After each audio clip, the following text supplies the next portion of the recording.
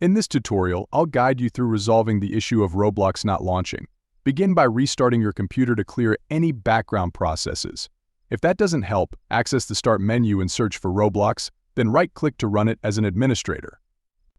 If the problem persists, navigate to the Start menu, select Installed Apps or Apps Features on Windows 10, and search for Roblox. Find the Roblox Player app, click the three dots and uninstall it. Next, access the Run option from the Start menu. Type in %local app data % and delete the Roblox folder. On Windows 11, use the trash icon to delete the folder. Afterward, locate and run your Roblox installer or download it from the Roblox website if you don't have it. Complete the installation process to resolve the Roblox not launching error. If the issue persists, open the Start menu, search for Microsoft Store, and install Roblox from there. Once installed, the problem should be resolved. Remember to give the video a thumbs up if you found it helpful.